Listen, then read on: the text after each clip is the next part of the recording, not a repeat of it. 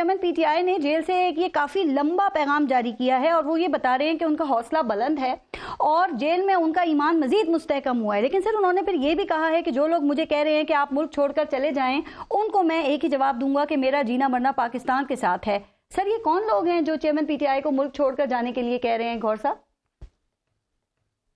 देखिए, ये तो प्रोपेगेंडा किया जा रहा है। उसको खान साहब को, लोगों को जो सोशल मीडिया पे आया है, इसलिए उनका पैगाम यही था कि वो किसी सूरत कोई डील न कर रहे हैं, न कोई ऐसा प्लान है। बिल्कुल ऐसा नहीं। लेकिन एक बात जरूर मैं आपको कहूंगा, देखिए खान साहब बड़े अच्छे हाई स्पिरिट में थे, मोरल में थे और मोरल उनका हाई था और मेडिकली बिल्कुल फिट है, अल्हम्दुलिल्लाह बहुत अच्छा है। लेकिन उन पर प्रेशर तो जरूर डाला जाता है। देखो, जिस दिन से वो जेल में गए हुए हैं आज तक उनकी एक्सरसाइज की नहीं दी और आपको बच्चों के साथ आज तक भी उन्होंने बात नहीं।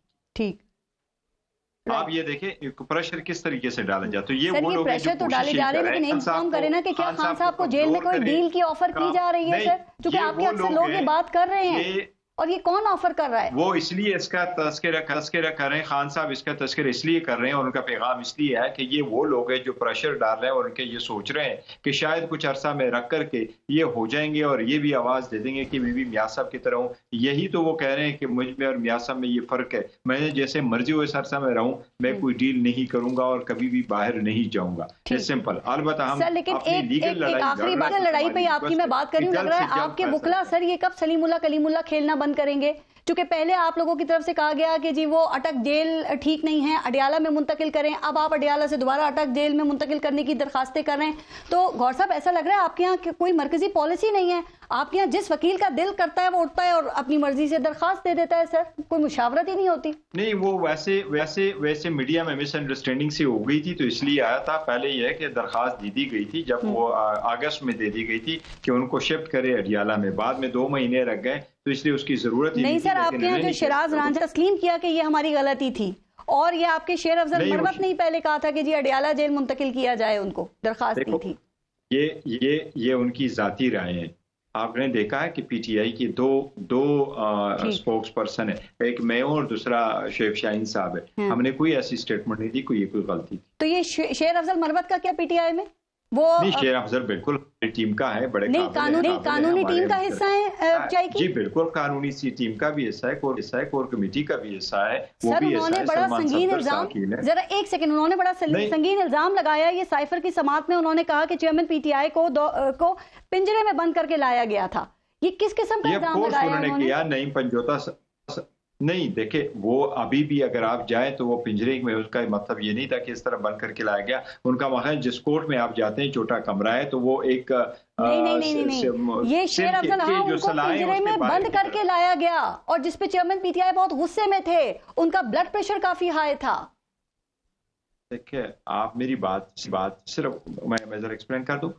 उनका ये था कि जब हम कोर्ट में लेके आए तो वहां कोई पिंजरे नहीं, किसी को बंद करके लाया जाता है। उन्होंने कहा पिंजरनुमा वहां जो सलाखें लगी थी उनके पीछे थे, पिंजरनुमा सलाखों के पीछे। ठीक है सर, उनका नहीं था कि किसी को पिंजरा में बंद करके लाया गया। सुप्रीम कोर्ट ने ये प्रैक्टिस एंड प्रोसीजर बिल जो है इसके हक में फैसला देके इसको बरकरार रखा है और सिर्फ इसका रेट्रोस्पेक्टिव तलाक यानी कि माजी से तलाक नहीं हो सकेगा। और आपकी जो जमात है उसने तो इसके खिलाफ पिटिशन भी दायर की हुई थी। तो इस फैसले में आप लोगों की जीत हुई है या हार हुई है, पहले ये बताइएगा। पहले तो मैं ये आपको अर्ज करूँ कि बिल्कुल हमारी जीत हुई है, लेकिन बेसिकली हमने ये इस पर्पस के लिए नहीं दिया कि किसी हार हो। प्राइमरीली ये था कि ये कोशिश की जा रही थी पॉलिटिकली और एक बंदे को रिलीफ देने की कोशिश की जा रही थी और पूरा पार्लियामान इस्तेमाल किया जा रहा था कि उसको एक राइट ऑफ अपील दिया जाए और वो भी रिट्रोस्पेक्टिवली दिया जाए और उस बंदे को दिया जाए जो कन्विक्टेड है, कानून से भागा हुआ है। प्राइमरीली उनकी मकसद थी और मैं समझता हूं कि इस कानून का इंटायर बुनियादी एक सियासी नुक्ता नजर था। और अगर उन लोगों को ये पता था कि at the end of the day supreme court retrospective appeal dismiss नहीं करवाएगी और वो राइट हमें अवेलेबल नहीं होगा, तो शायद ये लॉ पास ही न करवाते। वरना ये ऐसा लॉ है जो पाकिस्तान की हिस्ट्री में कभी एक पेज का लॉ अगर पास हुआ है वो यही लॉ था। तो वो तो हमने इस पर्पस के लिए किया था कि डिस्क्रिमिनेशन ना हो और किसी को ये राइट ना मिले। सर, जरा क्लियर करें कि आप शिक के खिलाफ गए थे या बिल के खिलाफ गए थे? नवाज शरीफ को ही के लिए ही कोशिश की जा रही थी।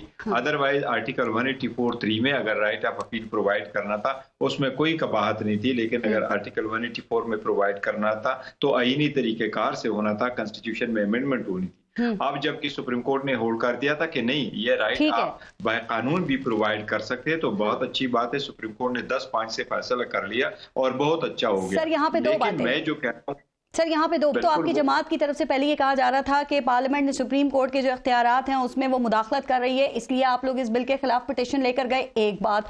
दूसरी बात सर, आपने जो बात की तो मुस्लिम लीग नून तो उसके ऊपर ये कह रही है कि हमने इलेक्शन एक्ट में तरमीम करके वो नाअहली की मुद्दत तो 5 साल कर दी थी। वो कहते हैं कि मियाँ मोहम्मद नवाज शरीफ की नाअहली की मुद्दत तो वैसे ही खत्म हो गई है। शहबाज शरीफ ने भी यही ट्वीट किया कि मियाँ साहब के फैसले के ऊपर या उस केस पे तो इत्तलाक ही नहीं होता, चूंकि मियाँ साहब ने पैनामा केस के खिलाफ उन्होंने रिव्यू पिटीशन जो है वो फाइल कर दी थी।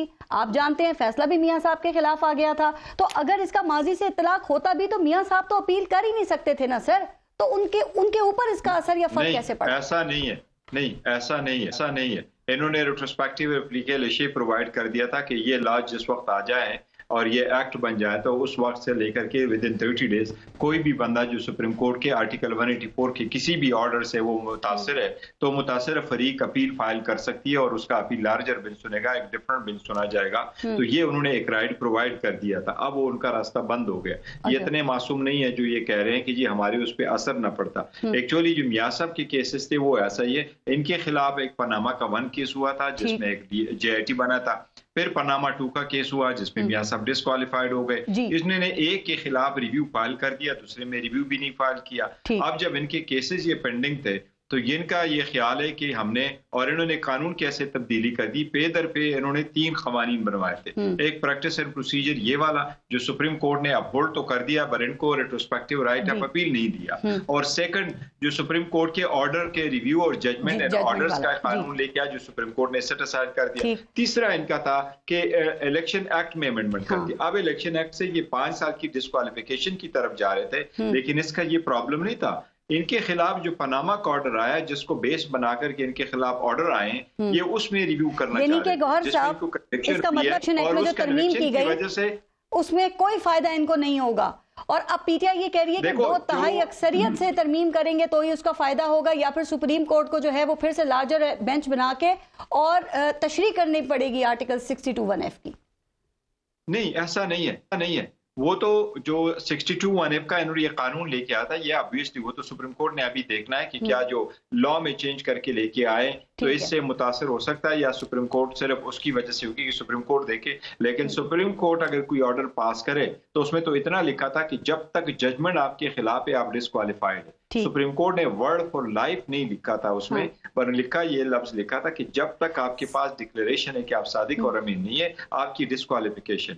सुप्रीम कोर्ट ने ये कहा ना कि जहाँ पे मुय्यन ना हो वह ताहयात नाअहली होती है। और दूसरा, अगर पार्लियामेंट 2/3 अक्सरियत से, गौर साहब अगर 2/3 अक्सरियत से तरमीम कर देती है पार्लियामेंट और मुद्दत का तयन हो जाता है तो ये मियां साहब की नाअहली का खात्मा नहीं हो सकेगा इससे? देखिए मैं जो कह रहा हूँ ना थोड़ी सी समझने की बात, अगर लॉ से उन्होंने कर दिया तो बाय लॉ कर दिया ना, उन्होंने तो एक्शन में प्रोवाइड कर दिया। अब अगर आर्टिकल 62(1)(f) में ये अमेंड करके प्रोवाइड करते हैं तो ऑब्वियसली बिल्कुल हो सकता है। 2/3 मेजॉरिटी से अगर लॉ में चल दिया तो रेट्रोस्पेक्टिव भी कर सकते हैं और ये खत्म भी कर सकते हैं।